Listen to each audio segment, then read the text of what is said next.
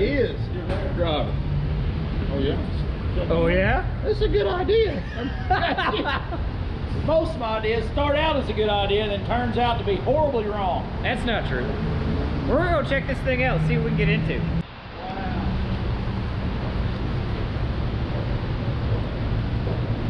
I hate to be a turd, but thanks to the coronavirus, pretty much Yeah. I don't know if you guys can see this, but there's... The weather's not the best, but we're gonna have a blast. Howdy, folks. Howdy. Howdy! Howdy. How you doing? How you doing? Gotta walk How you like doing? this. It is crazy. There's not gonna be nobody here.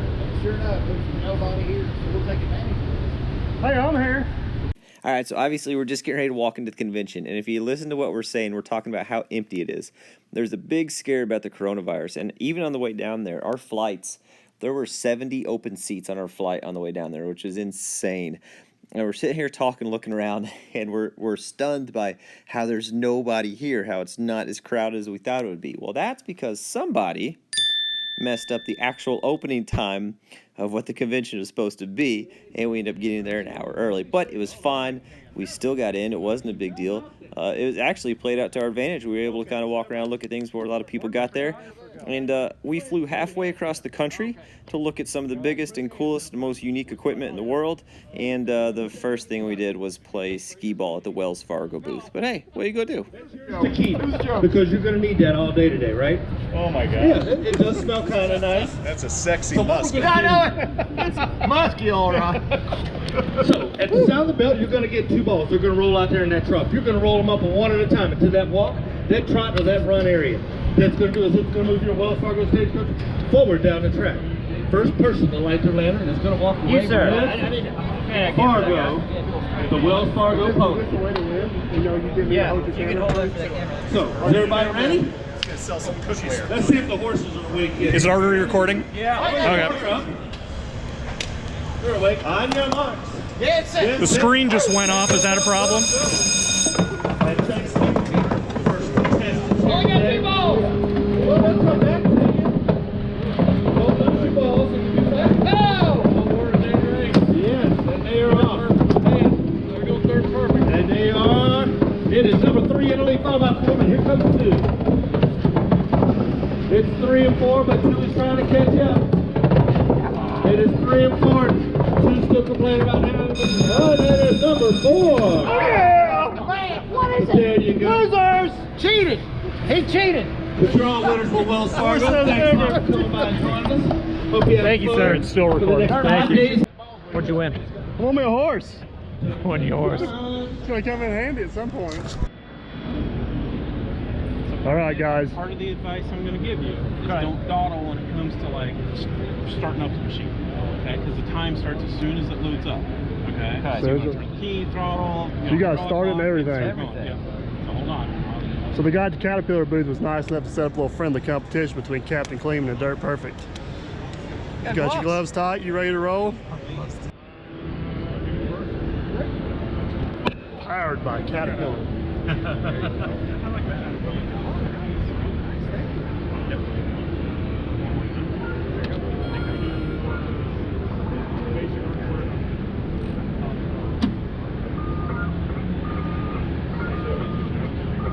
There's got to be like a high-speed track pedal, so.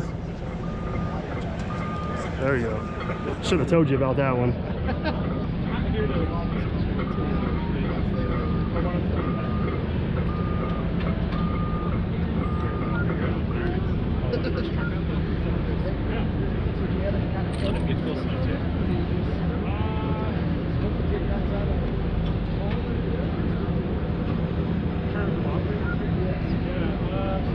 We're on the cab. Oh!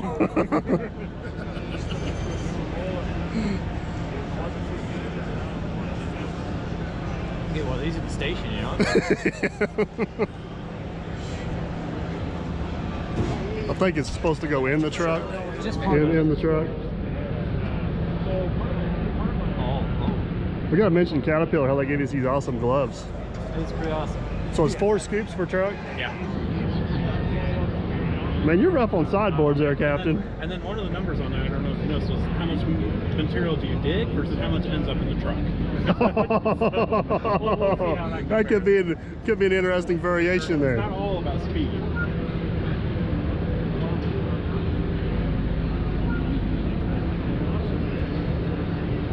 One truck down. Video evidence of how bad he did. Just kidding. Oh, trust me, it'll be all over YouTube. Oh, you got your truck up there. Just I'm just giving you some. Those dozer guys, they need something to do over there. I don't think the dozer simulator's linked to the excavator simulator, though.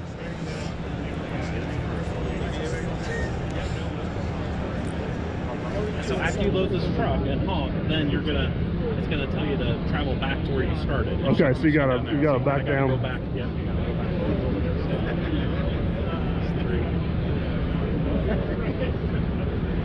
Oh, Captain. Oh, Captain.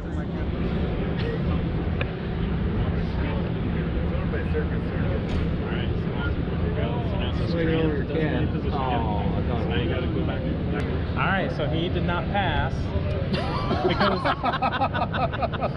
That's all we need to okay, so the interesting thing here is slam the bucket. He did not get enough material into the actual truck, but like only 11 instead of 15. So would you like say he's a C operator at best? Yeah, C minus probably. What you doing? Honk. Honk again. Go.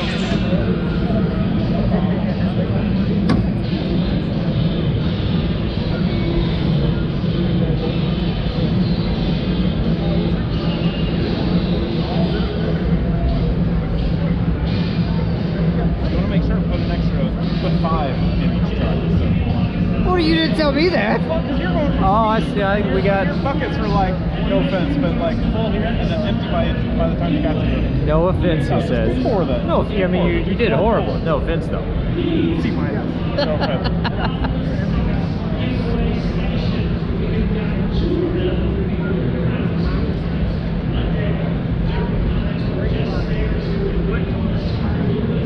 Oh, so in the truck. I see. I see.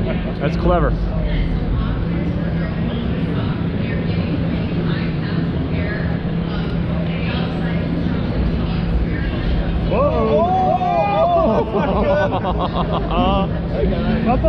I think I missed the mirror though. So in some upcoming videos, there should be hopefully some clips of Mike and I doing some real life excavator challenges.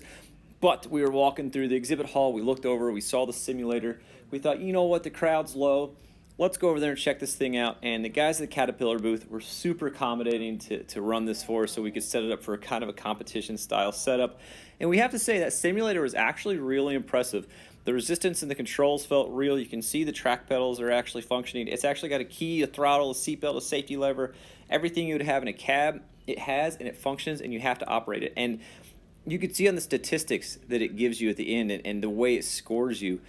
He said they use this for 3 primary things. One, sometimes they use it for interviews. You know, you can tell, get a general idea if anybody's ever been around a piece of equipment by the way they run this little simulator before you go throw them in your actual equipment. Some places use it for training to kind of get guys familiar with the general controls and what they're going to do before they throw them in actual equipment. He said, but the most beneficial thing they do is they take it to like career fairs or job fairs or technical schools and try to build interest into the actual operating field, which is probably the most value for this tool. It was a really neat simulator. They were very accommodating, and we can't thank them enough. We actually had a pretty good time doing this. Where's Derby, Indiana? We're still trying to find it on the map. Yeah, okay. Yeah, it's about halfway between Evansville and Louisville. Oh, okay. On the river there.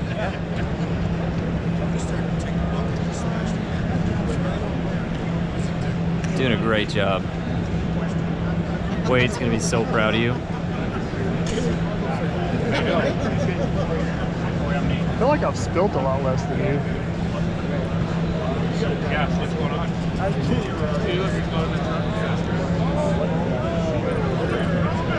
Well,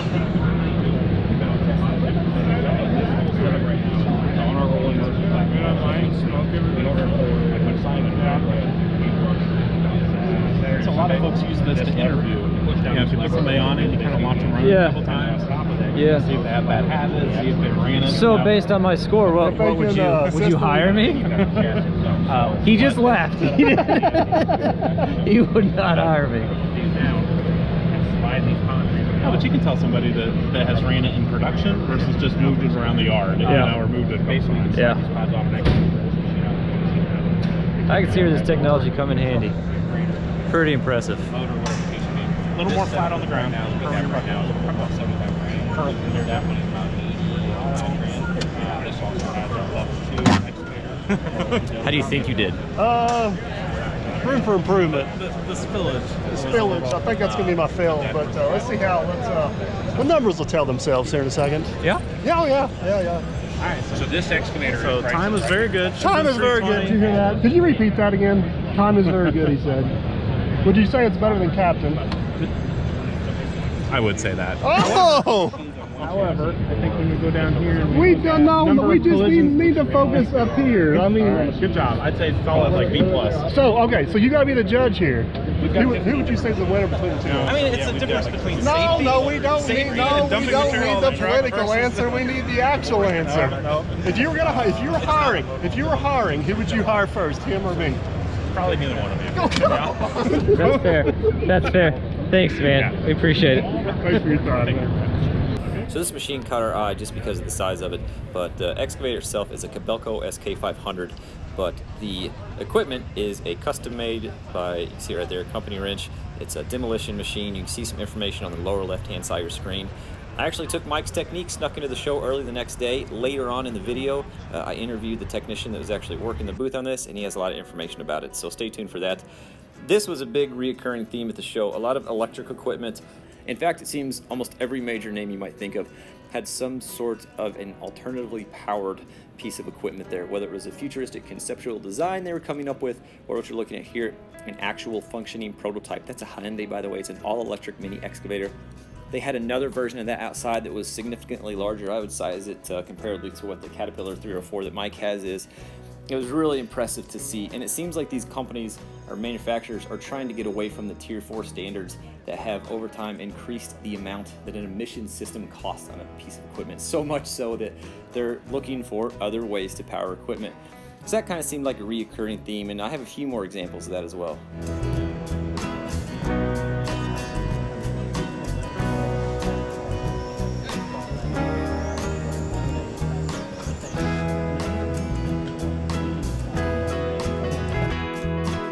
This is one of those conceptual designs I was telling you about. This is a case loader. They said it is not a functioning prototype yet. And aside from just all the sharp and crazy angles that people like to put on things to make something look modern, and then of course you see the wheels that are there, and you see Case's burnt orange color that they added. I had not seen that before, but you see that. The biggest difference here is that this is a natural gas or LP powered loader. And I'm going to show you this sign, and there, that's exactly what I was talking about, the Tier 4 final emission solution. So that's what a lot of these companies are working for. And I'll kind of scroll down the sign so you can kind of read through it if you want.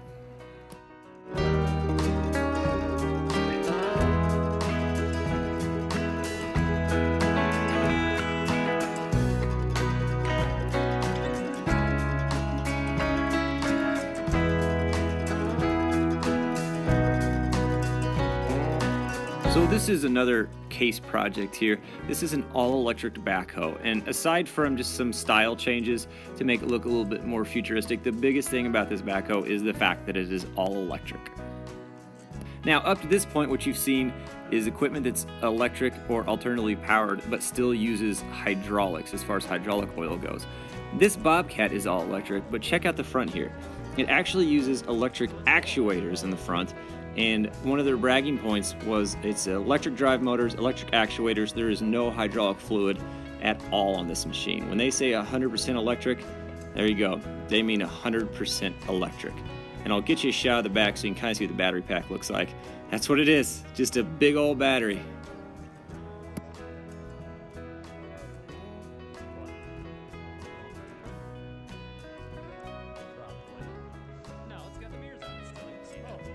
And then you had the just out there futuristic concepts. This is a concept by Doosan, it's a little model by Doosan. Not only were alternative energy sources big, but also fleet management where you had operatorless equipment. So that's kind of what they're modeling here. The next clip, well, that's just a piece of equipment that had my name or close to my name on it. It's just a track-mounted cone crusher. I don't know, had my name on it, thought it was cool. So the next clip coming up is I snuck into CONEXPO early the next morning to try to get some better shots of that demolition excavator for you guys. It's early. I used Dirt Perfect's bold strategy to sneak into CONEXPO early because it seemed to pay off really well yesterday. I came yesterday, we looked at this thing. Do you remember that thing? I snuck in early for one purpose. I want to try to talk to them and convince them into letting me do a drone video of them setting it up, because right now they got it boomed down, telescoped in, cab down, and I just really want to get a drone video of them setting this up. It's a bold strategy. You just got to stick around and see if it pays off. I'm not supposed to be here yet. Hopefully I don't get kicked out while we're waiting for them to show up. We'll see what happens. In the meantime, check this stuff out. Look at these things. I know we don't do this kind of demolition, but this stuff has just always been impressive to me. And I don't know a lot about it. I honestly don't know what to tell you about it.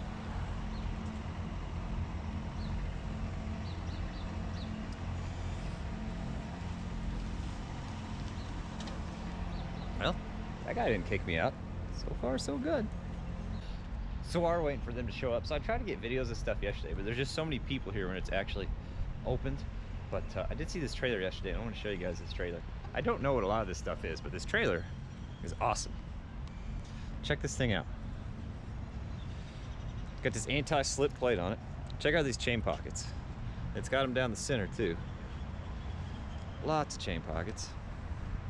It's got these little handy dandy flip out lights. So if you got a wide load, look at that. It's got this ramp that goes up to that top section. It's got stairs on it. I'm telling you, this is a nice trailer. It's land all. We talked to the rep yesterday. He said the basic model for this goes right around $98,000. This has a lot of add-on features on it, like the steps are an add-on feature. The anti-slip is an add-on feature. They've got this non-slip paint on the rail. That's an add-on feature, but it's a pretty nice feature, I'll say that. I've also got scales on it, which is sweet. And that setup, it's awesome.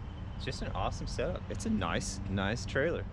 Tried to talk old Dirt Perfect into picking it up and taking it home, and then he reminded me we flew here and you can't pull trailers behind planes and that kind of thing. But that is a nice trailer. Officer Hoover, this one is for you. Check out this load securement. What do you think? I'm sure it's just for demonstration purposes only. I'm sure they won't just hook a truck up to it and pull it out like that. Oh, I'm sure of that. I bet they do. Check out this bad boy. This is exactly what I need for the YouTube Yacht Road project. Look at that. And you'll notice there's no mirrors on it. No mirrors. Just gotta find the financing section.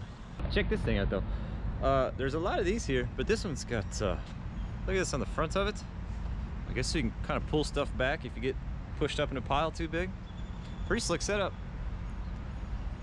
But it's got mirrors on it too. So whenever it comes to lane and clearing, I'll never understand why they put things like, I mean, it's beefy, but look how far out it sticks from there. There's no way that's gonna stay on there. And this feller, look at that. I don't know. It's a cool setup. I just don't know why if you're in lane clearing, you're gonna put stuff that sticks out from the cab. Okay, so we're still waiting on them to show up to their booth. And there's security people walking around. And it's kind of like when you see somebody in Walmart that you don't want to talk to, so you got to dive down an aisle real quick. And right now we're hiding in between, what are these things? These are asphalt drum mixers. It's fine. It'll be fine. So they ended up showing up. They're super friendly. They were really excited about it. And they worked with me quite a bit on this. I got a voiceover coming up where he kind of explains the machine. The drone footage didn't work out, and I'll explain that in just a second. This is our 100-foot telescopic demolition high-reach machine. Has capabilities of running a 5,000-pound tool, 100-foot reach, 45-degree tilt cab. How much does that whole unit weigh? 145,000 pounds. 145,000 pounds. Now, is this the biggest machine you guys make? This is not. This is actually kind of mid-class for us. It takes 3 trucks to move.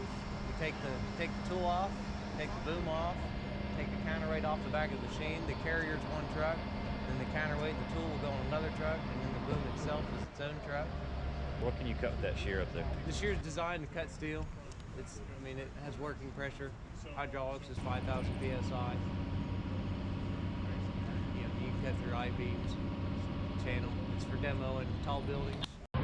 Alright, so the drone plane didn't quite work out because they have, I should have known better. The convention has geozone set up, so you can't fly drones with the geozone set up. I should have known better than that. But we did get a little GoPro footage of it being set up, and hopefully the audio turned out okay for the overlay on that. They're super nice to sit there and take the time and talk to us about that. Because, you know, we're out of the demolition business. I'm just a guy with a small YouTube channel who likes filming cool stuff, so let's see if we can find some other things today. So we did get quite a bit more footage that day, and there's just so much to see. So full disclosure, be prepared. The next 3, maybe even 4 videos will be stuff from CONEX. It's just so much to see, and I want to share some of the cooler stuff with you guys. Also, that's the first time I've ever tried to interview somebody for a video, so I know it wasn't the best, but you gotta start somewhere. I'm slightly introverted. I'm a little bit awkward in person, and I gotta say, I'm pretty happy with the way it turned out, and I think it'll get better over time. But because I'm feeling a little bit homesick down in Vegas, I figured I'd go ahead and throw a stockpiled barge video up to end this thing with like I normally do. That is a Florida Marine towboat headed upriver. I'll throw some text stats up for you so you can learn a little bit more about it. I just think it's really cool. Look at the turbulent water coming out from underneath that tow on the backside. Also, if you'll see center right side of the screen, you see a deckhand there working on that barge, which is kind of neat. I get a little bit closer to him with the drone, and I'm 90% sure he notices the drone right before I fly away. Either way, I don't think it really matters. I've just never seen anybody actually try to make eye contact with the drone before. Anywho, I'm kind of rambling. Thanks for watching, guys. I always appreciate it. I appreciate all the new subscribers. I'm super glad there's a lot of people joining the channel. And as always, we will catch you guys on the next one.